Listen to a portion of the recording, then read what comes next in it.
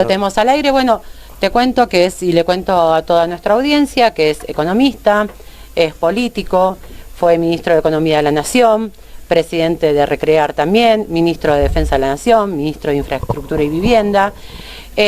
Obviamente pertenece al Partido Republicanos Unidos, que está dentro de la coalición de Juntos por el Cambio, y actualmente es diputado nacional por la ciudad de Buenos Aires, así que ya tenemos enganchado con todo esta historia política a nuestro invitado de hoy, Ricardo López Murphy. Buenas noches, Ricardo. Janina Granda y Elías Bravo te hablan. ¿Cómo estás?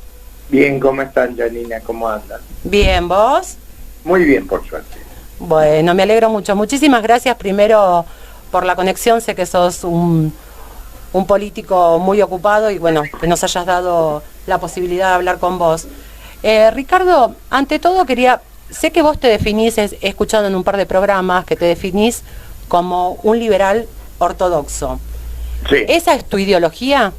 Esa es mi ideología, para ponerlo en términos claros, es lo que Alberti pensaba y lo que está en nuestra Constitución.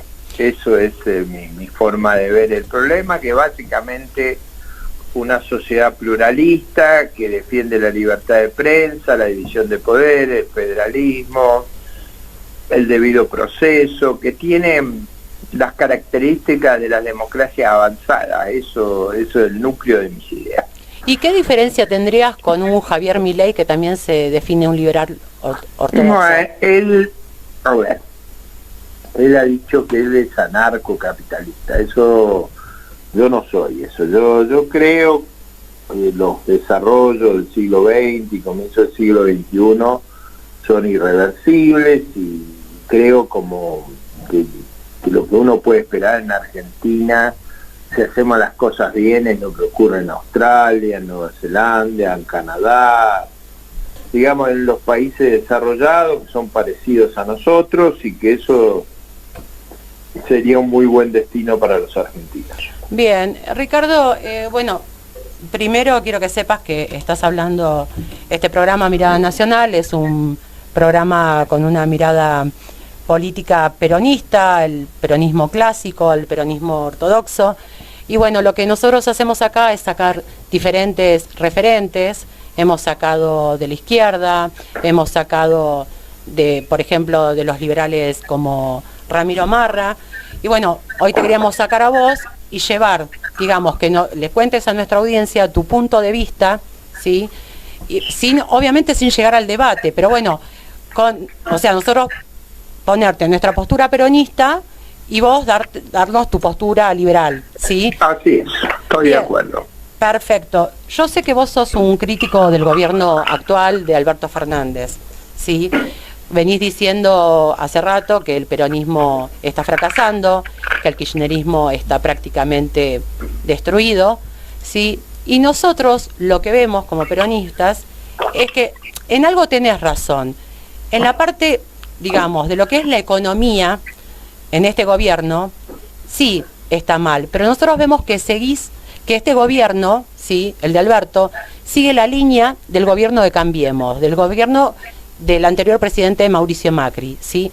Donde hubo déficit fiscal, donde hubo cantidad de planes sociales, donde hubo mucha devaluación de la moneda, donde los precios aumentaban continuamente. Pero vemos que el gobierno actual sigue la misma línea del gobierno anterior de Cambiemos. Entonces, ¿cuál es esa diferencia para vos? A ver, es una cuestión compleja esta, pero yo diría el kirchnerismo. Sí. Yo no asociaría el kirchnerismo a todo el peronismo. A mí me parece que hay diferencias. O sea, yo creo que el kirchnerismo en general ha sido una manifestación muy extrema, muy embanderada con el odio, con el antagonismo. No me parece que ese fuera el enfoque del presidente Menem y en todo caso el enfoque con el que volvió Perón al país. Es decir, me parece que el enfoque de esta gente es un enfoque de confrontación, de gran instigación de odio. Es verdad que las circunstancias económicas que afrontaron el gobierno anterior y no difieren, Yo creo que los dos se han equivocado. Me parece que se ha equivocado más, probablemente por desesperación, por no tener una conducción política coherente, por el proceso de conflicto que han tenido dentro del gobierno. En general, una característica histórica del peronismo era que eran muy coherentes. Dentro del gobierno uno podía estar de acuerdo o no, pero había una gran organicidad. En este gobierno carecen de la mínima organicidad, y creo que esa actitud destructiva de Cristina y de sus acólitos ha hecho mucho daño. Esa es mi sensación. ¿Y qué diferencia encontrás con el... O sea, vemos que nosotros como peronistas, sí, ortodoxos como te dije antes, vemos, ya te dije anteriormente, que la parte económica, sí, es igual que la de Macri. Entonces, ¿dónde está la diferencia con este gobierno? No, o sea, por los errores son los mismos. Ahí yo creo que ninguno de ellos estuvo en condiciones de afrontar los problemas, y sobre todo creo que el conflicto interno que tuvo este gobierno lo debilitó enormemente. O sea, si uno se la pasa peleando con los miembros del gobierno, termina mal, y creo que esa característica de este gobierno ha sido muy negativa. Probablemente Macri llegó sin un programa, sin un diagnóstico adecuado, y se vio llevado por las circunstancias. A mí me parece que lo novedoso en este gobierno fue el conflicto. Yo creo que el peronismo más tradicional, como el de Schiaretti, como el de Menem, otras figuras peronistas, hubieran tenido mucha más homogeneidad en el gobierno. O sea, yo no observo, para poner una diferencia, sí, y vos como el peronismo de Córdoba, un conflicto como el que hay acá. Y vos como economista de tantos años que sos, Ricardo, ¿qué diferencia ves entre Guzmán y Duhovne? Pues las políticas prácticamente son las mismas. Yo diría que no, yo creo que llegó... ¿Hola? ¿Me escuchás? Ricardo, ¿me escuchás? Se te entrecorta. No. ¿Hola? Hola. Ahora sí, perfecto. Te escucho, Ricardo. Yo creo que hay conflictos el gobierno, son los conflictos. Ricardo, ¿te puedo volver a llamar porque se te entrecorta mucho? Dale. Cortamos y volvemos a llamar porque se le entrecorta mucho a Ricardo. Te escucho, Elías. No, está interesante como arrancó. Y aparte me gusta, viste, es muy tranquilo ese. Sí. Obviamente también tuvo que enfrentar una situación compleja el gobierno nacional con la pandemia, y creo que, bueno, la que vos le dijiste, la crítica se puede reducir. Tuvimos la posibilidad de cambiar cuestiones estructurales que se venían arrastrando, y no lo hicimos por era el momento, y ahora estamos también criticó el gobierno en un quilombo, pero eso criticó el gobierno de Macri también, Sí, pero pertenece a ese espacio político, o sea, hoy por hoy sí pertenece. Esa creo que es una gran complicación que tiene el país, porque los que se presentan como alternativa fueron los que generaron por ahí un problema gigante de endeudamiento, y generaron muchas cosas que hoy no se están resolviendo, pero que... Ya lo tenemos de nuevo en línea. Ricardo, ¿me escuchás? Hola. Ahora te escucho perfecto. Me estabas diciendo la diferencia. Yo creo que una cuestión muy central ahora es el conflicto. O sea, yo veo que ese desorden es lo que domina la situación, y probablemente al ver un gobierno tan desordenado parece similar a un gobierno que no funcionó bien como el anterior. Pero me parece que un elemento diferencial es esa capacidad de pelearse entre ellos, que yo nunca había observado en el pasado en Argentina. Hemos tenido muchos problemas, pero este tipo de conflicto permanente no lo había observado. Totalmente. Por otro lado, varias personas, varios políticos de Juntos por el Cambio, ¿sí? Lo que comentan es que si ustedes, obviamente, de Juntos por el Cambio, llegan al poder en el 2023, van a hacer varias reformas estructurales. Pero a mí, de las reformas estructurales, como laburante y a todos los oyentes como laburantes que son, la reforma que más me preocupa es la reforma laboral.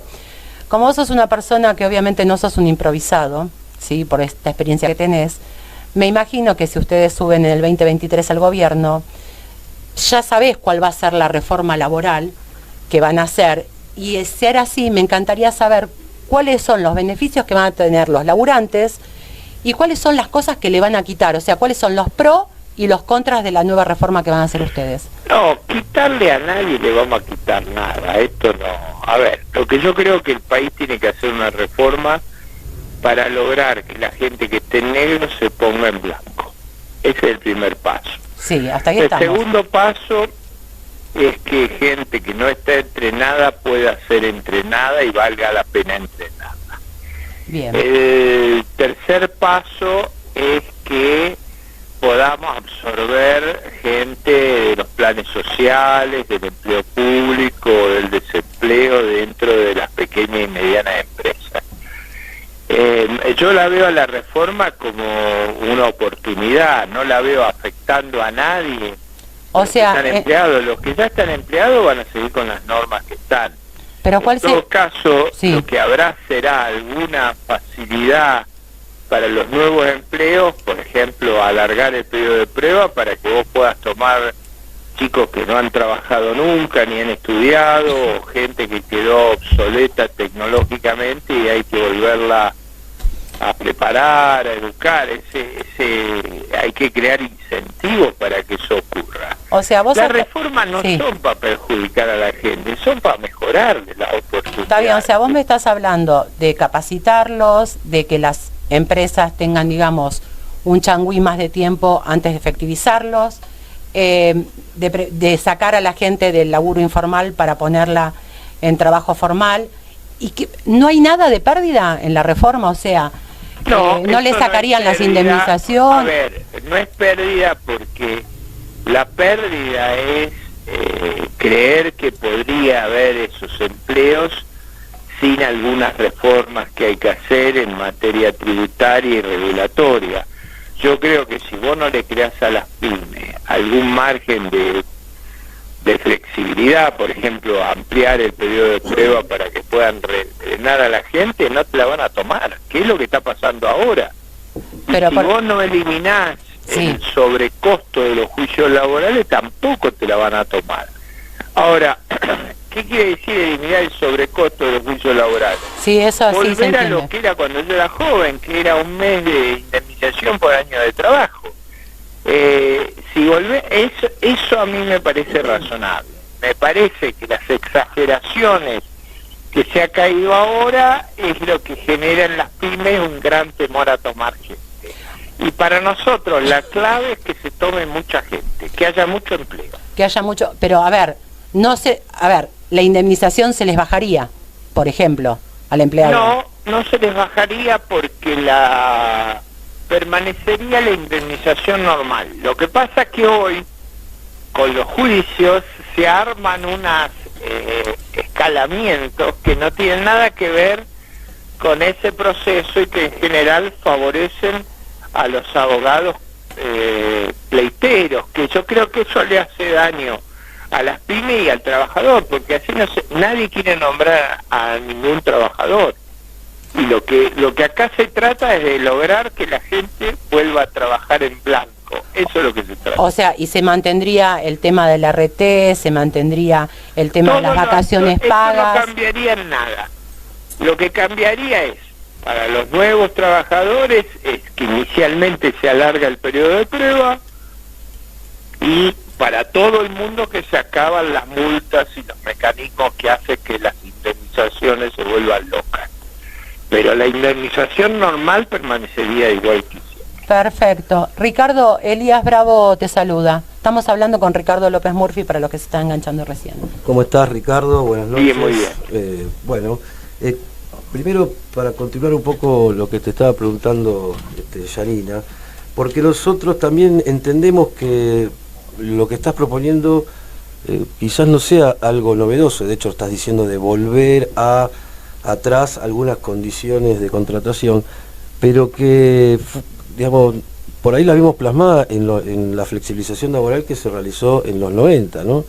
Y que la maduración de eso no generó más empleo, sino que fue agudizando una crisis, y por ahí el contrato basura, el tema de que digamos, había, como hay mucho ejército de reserva porque hay desempleo, cuando tenían que efectivizar tomaban a otro y empezaban a darte vuelta con eso, y terminaba generando que no crezca el empleo y peores condiciones laborales. Y a diferencia de lo que fue el periodo, si se quiere, que arrancó en 2002, 2003, que consiguió con las mismas leyes laborales generar por lo menos los primeros 4 o 5 años, una condición digamos, de toma de empleo formal y en blanco fuerte, que bajó el desempleo y lo formalizó, sin embargo con las mismas leyes que están vigentes. Entonces digo, ¿cuál sería la clave? Contesto a eso, hace 16 años que no crece el empleo en blanco, porque esas cosas maduraron y se hicieron inviables. Primero, en los primeros años no estaba estas medidas que fueron adoptadas después del agravamiento de las multas, y muchos no habían aprendido lo que eso significaba. Yo digo, no es una cosa novedosa lo que estoy mencionando, hace 15 años que no sube el empleo en blanco. Entonces hay un problema, reconozcamos el problema, yo tengo una propuesta para resolverla, que no es difícil de verla. Es un proyecto de ley que está en el Congreso, el que lo quiera estudiar lo va a estudiar y va a ver que lo que le digo es cierto. No hay ninguna disminución de posibilidades, al revés, yo diría, se crean oportunidades sobre todo para la gente de menos calificación y para las pymes. En las empresas muy grandes o gente muy calificada este problema no es relevante. Claro, no, pero yo a lo que te decía es que, digamos, puede haber otra óptica de decir, o por lo menos que la historia demuestra, te digo, los 90 contra el proceso del 2003 que tuvo su momento de éxito, que la situación de la contratación y que los empresarios pyme, medianos, empresas grandes, multinacionales contraten gente y formalicen, por ahí depende de la política económica y del modelo económico que traccione y lo haga necesario, y eso lo viví. Yo empecé a trabajar en esa época, trabajaba muy mal y en negro, y de repente en el 2004 yo ya estaba formalizado, y de ahí ahora soy gerente de una compañía, digamos, hace 20 años que estoy en la misma, y viví todo ese proceso, y sí se tomó gente, sí hubo un crecimiento, pero digo, Ricardo, lo que te quiero decir es que por ahí la óptica, si uno pone el foco en que el problema de que no hay empleo formal es el trabajador y la situación de contratación y el valor del trabajo, que hoy es precario, o sea, hoy es el más bajo creo que conocí en dólares, y por el otro lado veo que, o por lo menos la experiencia en la vida real, no te hablo de ideología, te lo hablo de la vida real, me dio que cuando tomó la empresa en la que estoy ahora, que Porta, que es una empresa que hay 4 en Latinoamérica y que es representativa de un sector industrial pyme que creció en ese periodo y tomó mucha gente, lo hizo porque la necesitaba. Recordemos una cuestión, ese periodo fue un periodo de un tipo de cambio real mucho más alto que el actual, que obviamente le daba a las empresas una ventaja para contratar mano de obra muy grande. Si pusiéramos ese tipo de cambio, es verdad que habría más empleo, pero los salarios de esa época, medidos en dólares, eran bajísimos, ¿no? Hay que acordarse de eso. ¿Más bajos que ahora, decís? El tipo de cambio a 200 pesos, ¿no? Yo digo seguro que eran más bajos que ahora. El tipo de cambio de esa época era altísimo. Pero lo que pasa es que veníamos de una crisis tan grande que nadie decía ni pío. Pero el tipo de cambio era altísimo. Pero de todas maneras, yo creo que lo que propongo es algo que mejora a los trabajadores, porque les va a mejorar la demanda de trabajo, les va a mejorar la empleabilidad, después de 2 o 3 años van a ser efectivos, van a haberse calificado, van a haber aprendido a trabajar. Ojo que tenemos mucha gente que vive de planes sociales, de empleos públicos artificiales. Eso no es sostenible, ojo. No, eso no lo sostenemos tampoco nosotros como algo viable, o por lo menos que tenga un futuro. Digamos, el peronismo como ideología lo que buscaba era el pleno empleo, y el pleno empleo en el sector privado, traccionado y un agotamiento de la mano de obra, traccionado por un plan económico que era factible y era ganador, no solamente adentro, revitalizando el mercado interno, sino que también colocando los bienes y servicios que produce el país afuera. Hay que recordar que era un tipo de cambio real altísimo. Yo no tendría problema, podemos hacer las cuentas. Lo que pasa es que la gente no se acuerda porque también la memoria es corta. Veníamos de una crisis tan aguda que los niveles salariales eran extremadamente bajos. Pero claro, yo no disputo este tema, yo trato de encontrar una salida a un problema objetivo que tenemos. Ricardo, mucho empleo negro, mucha dificultad de absorber la cantidad de gente que está en un empleo público excedentario, mucha dificultad para absorber los planes sociales, y me parece que esta iniciativa que yo he planteado facilitaría eso. Creo que es lo menos traumático que se puede hacer y creo que tendría un extraordinario resultado. Ricardo, te estaba escuchando recién que vos decías, ahí le encontré una contra a la reforma laboral, obviamente desde mi punto de vista que no es el tuyo, vos decís un periodo de prueba de 2 años. Si vos le das al empleador un periodo de prueba de 2 años, el empleador tiene al empleado trabajando 2 años y lo echa porque no lo blanqueó, cuando el periodo de prueba siempre fueron 3 meses. Blanqueado. Si no tiene esa ventaja, lo tuvo que haber blanqueado. No, vos me hablabas de un periodo de prueba de 2 años. En esos 2 años lo tiene en blanco, lo que no tiene es indemnización por despido, tiene todas las otras cuestiones. Pero si no se... a ver, yo digo, si se pudiera resolver de otra manera, se resolvería. Los hechos demuestran que hace 15 años no aumenta el empleo genuino. Entonces, cuidado, y el recuerdo del 2002-2006, un recuerdo que está alterado en la mentalidad popular porque no se acuerdan cuál era el tipo de cambio de esa época, pero yo me acuerdo bien, era un tipo de cambio, no había turismo en el exterior, nadie iba al exterior, era un tipo de cambio extraordinariamente elevado.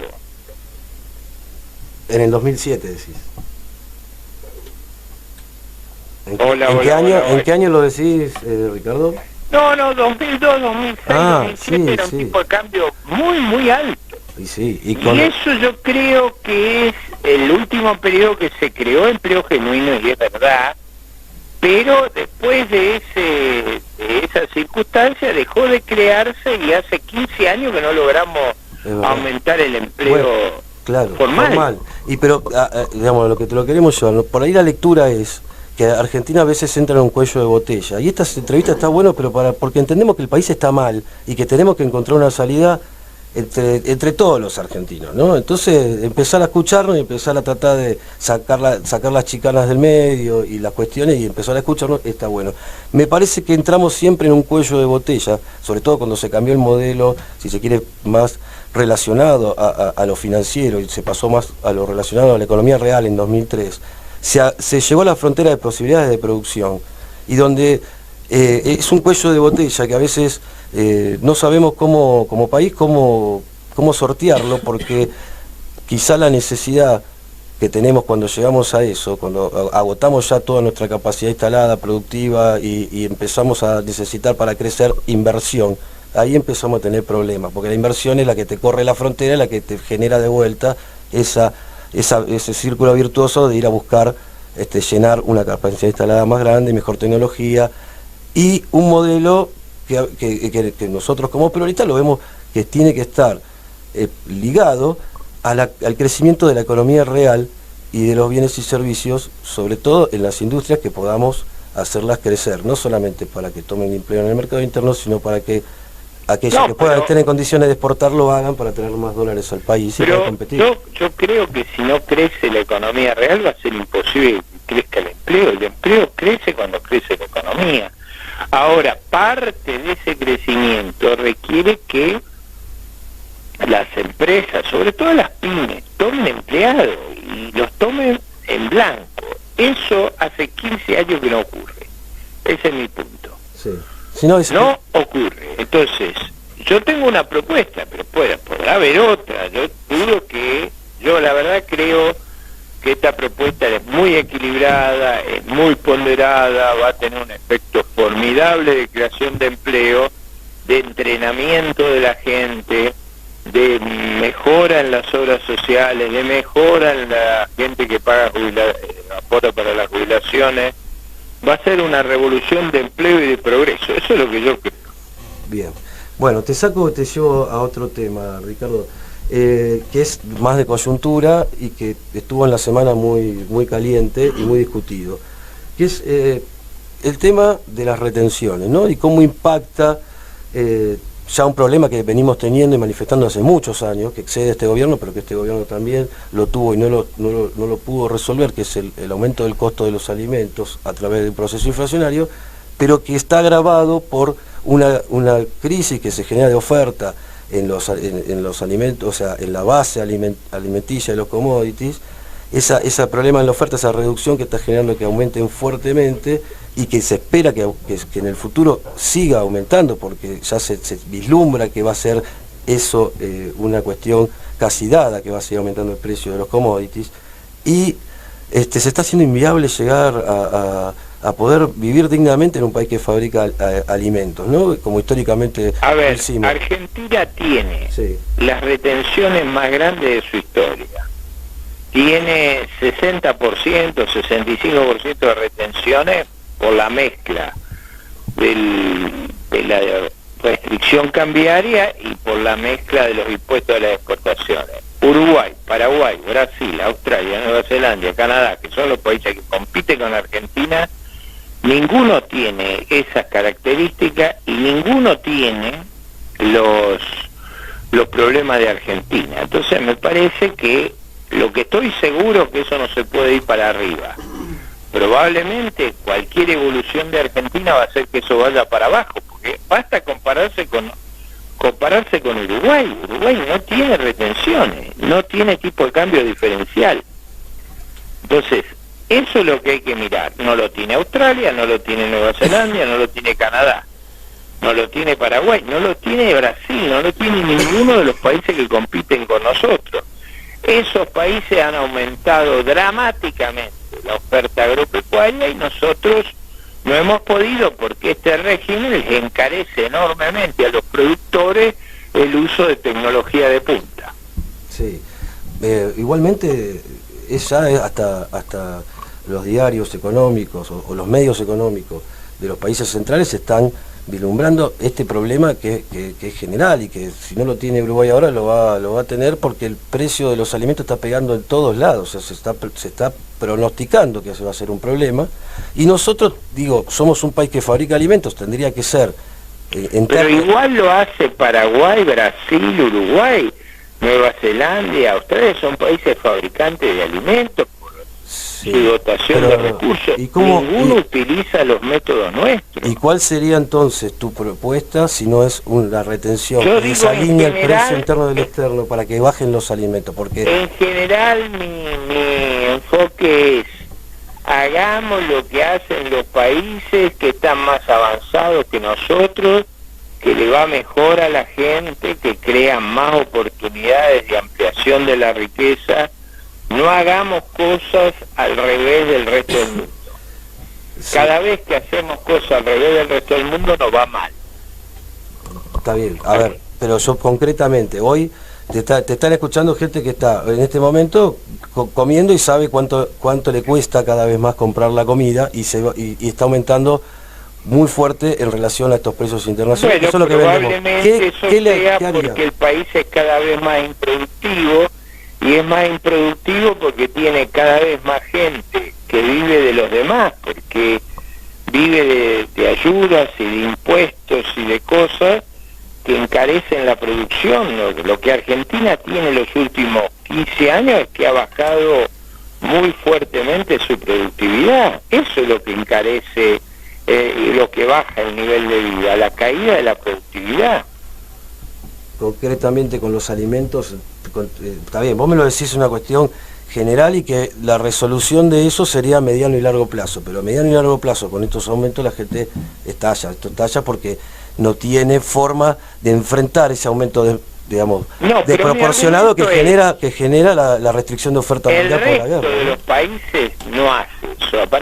A ver, yo en general creo que no tenemos ni el talento ni el ingenio para ser lo más vivo del mundo. Yo digo, conviene aprender de los demás. Si los demás no hacen esas cosas, no las hagamos nosotros. Entonces, ¿qué tendríamos que bajar las retenciones? Bueno, nosotros tenemos que ir hacia un sistema parecido al que tienen nuestros competidores para que se amplíe la producción, se amplíe la tecnología, se amplíe el empleo en el interior y se movilice fuertemente potenciales que tenemos que estamos desaprovechando, como es fácil verlo, porque los otros países han aumentado enormemente la oferta y nosotros no. O sea, ¿cómo puede ser que un país como Uruguay, que es una 15ª parte de Argentina, exporte más carne que Argentina? No puede ser eso. Bueno, con tierras que son menos productivas. Ahora, ¿y cuál es la relación entre soja, trigo? No. Porque Uruguay en general es chiquito, una Uruguay, economía, ¿no?, de tierras menos feraces que la nuestra.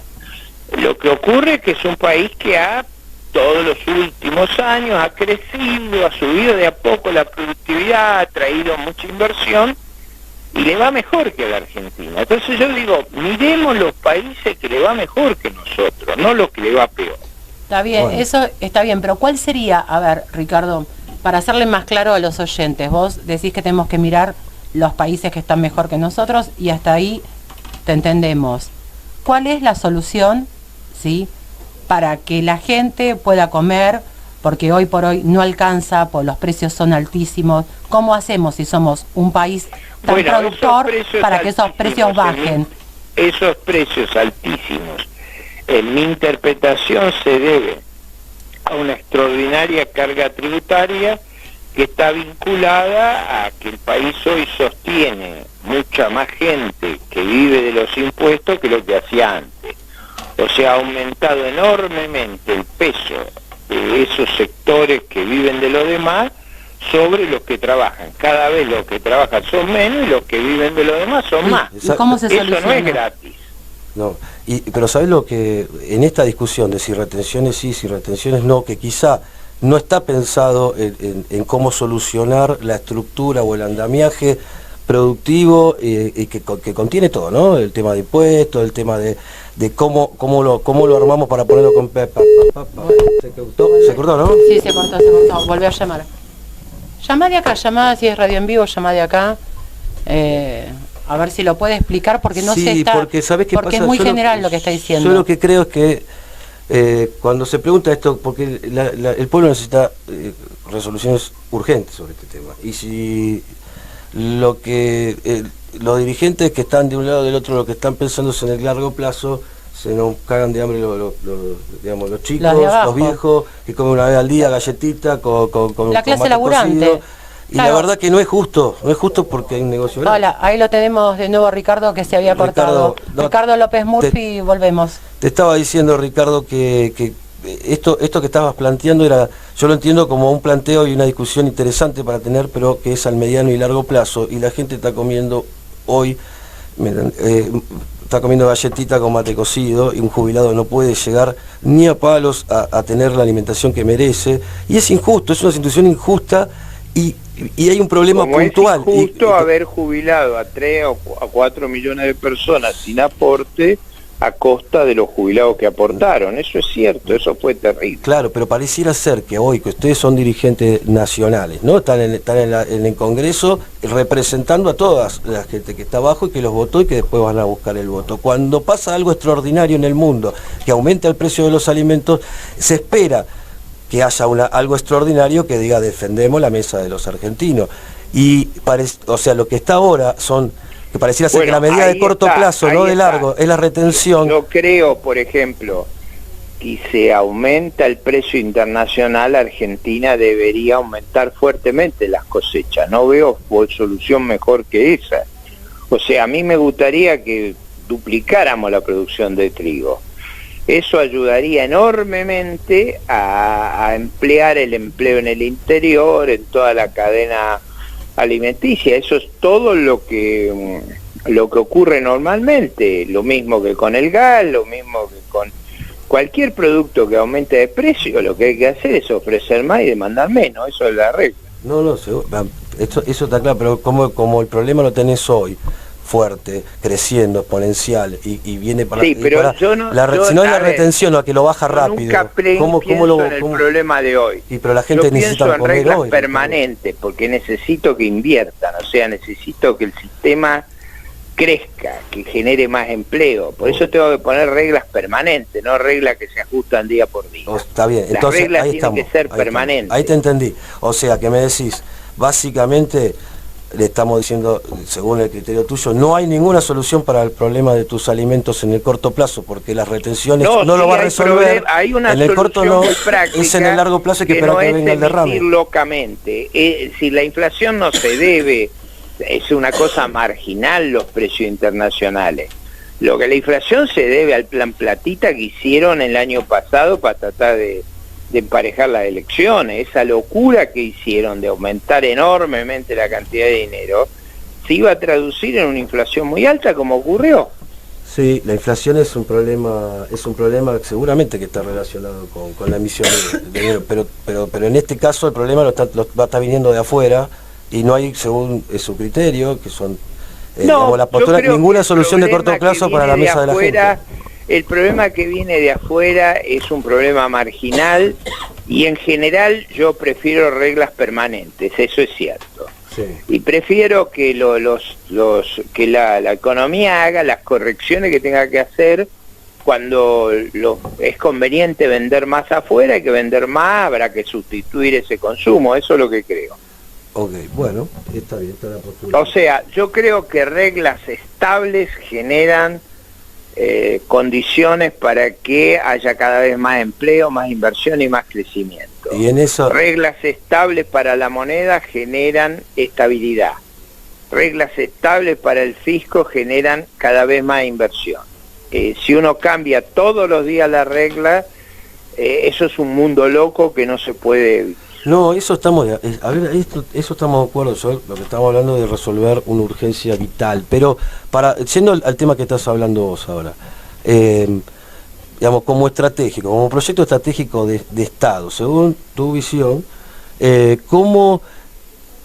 proyecto estratégico nuestro es que la inversión suba fuertemente en la Argentina y con eso crezca el empleo productivo y el empleo productivo permita absorber todo el desempleo marginal, o sea, el empleo, la subsistencia con planes sociales, que absorba el sobreempleo público, que le dé más productividad a la economía y que eso permita subir el nivel de vida sistemática y sostenidamente. Ese es el proyecto estructural. Bueno, una economía que invierte mucho más que la Argentina, que es una economía que prácticamente hace años que no aumenta el stock de capital y en consecuencia el nivel de vida se viene abajo.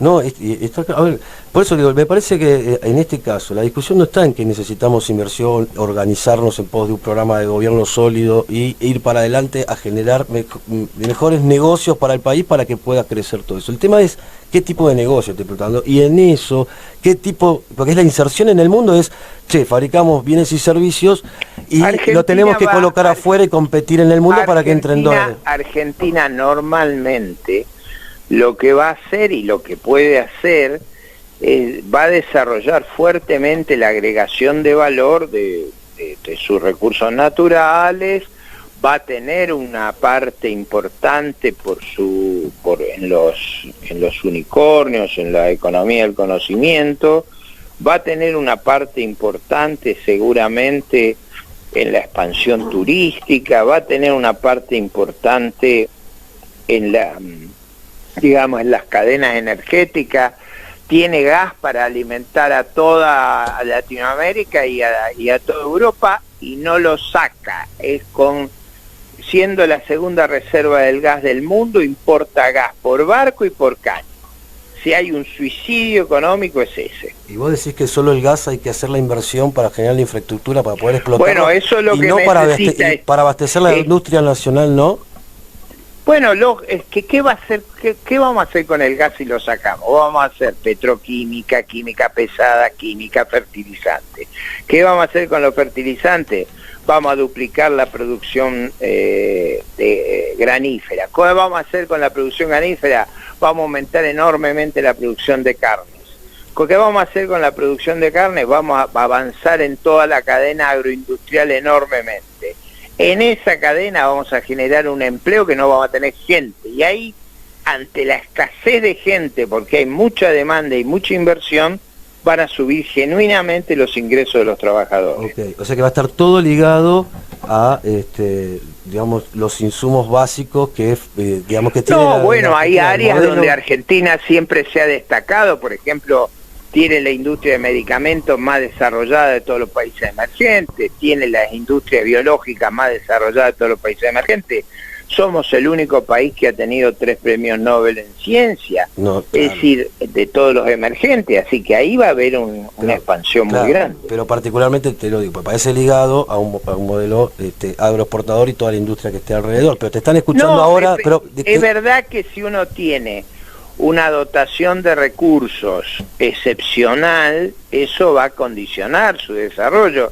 Es decir, es cierto que Australia y Canadá, con enormes dotaciones de recursos, han desarrollado un sistema con un peso de la agroindustria y de los recursos naturales grande, es cierto eso.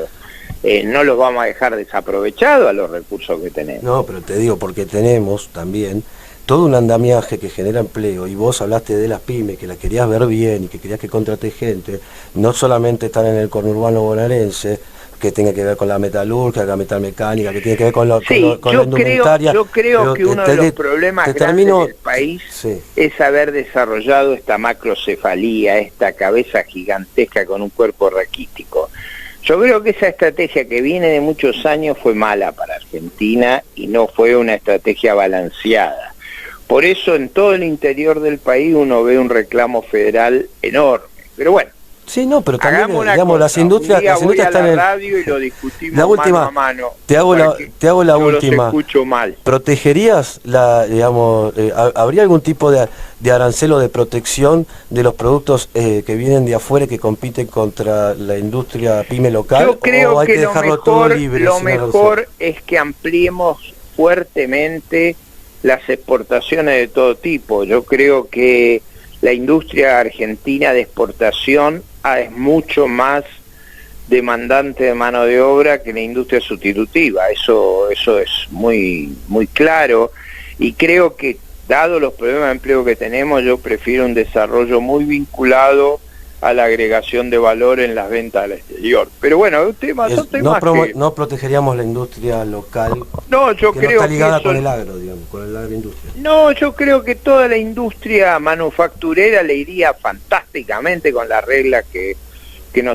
yo propongo, por lo menos le iría bárbaro. O sea, tendríamos una industria bien manufacturera sumamente competitiva. Piensen solamente lo que sería el desarrollo de la petroquímica, de la química pesada, de la química, de los fertilizantes, pero habría una explosión de crecimiento. Ricardo, perdón, se me fue la voz ahí, habían bajado. Ricardo, Nicolás Albornoz te quiere hacer una pregunta cortita. Así te libero, una cortita. Nico. ¿Qué tal, Ricardo? Muchas gracias por quedarte un segundo más. Hace poco te preguntaron por el proyecto de dolarización del país y vos dijiste que tenemos una economía bimonetaria, dando a entender que tenemos que planificar la economía para tener contratos tanto en pesos como en dólares. Lo cual coincido, porque me parece que dolarizar es una locura y especificar toda la economía es imposible. Entonces yo también supongo que coincido que tenemos que tener un tipo de cambio único, supongo que pensás lo mismo que yo en eso. Yo por eso te quería preguntar, ¿cómo harías para establecer un tipo de cambio único sin que sea una catástrofe, digamos, para los precios diarios, los precios cotidianos, los precios internos, para la planificación y los balances de la economía? ¿Y cuál sería el tipo de cambio correcto hoy? También para tener un país, digamos, un proyecto económico país viable. Yo creo que hay que reconocer que Argentina no tiene reservas, que Argentina necesita un superávit en cuenta corriente, o sea, generar un resultado externo muy favorable para poder ir aumentando sus reservas y para poder ir bajando su vulnerabilidad, y eso seguramente va a ser un tipo de cambio más alto que el oficial y más bajo que el paralelo. Eso me parece inevitable. Ricardo, sí, perdón, no, pensé que habías terminado de contestar. No, eso me parece que va a ser un resultado lógico, y yo creo que eso que digo no tiene escape. O sea, Argentina no sale de esta sin un tipo de cambio competitivo y con un superávit externo considerable. Yo creo que el atraso cambiario, todas las veces que lo hemos tenido, le ha hecho mucho mal al empleo, a la inversión y al futuro de la Argentina, y creo que ha sido un error de este gobierno atrasar fuertemente el tipo de cambio tanto en el 21 como en este momento. Pero bueno, ya veremos las consecuencias, pero creo que vamos en esa dirección, y me parece que lo que hay que hacer es una concesión al realismo. Ricardo, Los saludo y me despido. Ricardo, te quiero agradecer la comunicación, y lo último que te voy a preguntar yo, que es más que corto, y te agradezco tu tiempo, ¿cómo ves el escenario electoral para el 2023 y si te vas a presentar como presidente? Yo estoy trabajando para que Republicanos Unidos sea una fuerza competitiva en todo el país. Si eso va bien, vamos a competir en todos lados. Buenísimo, entonces. Gracias, Ricardo, por tu tiempo, Gracias a muy ustedes, amable. Beso grande, hasta luego. Hasta luego.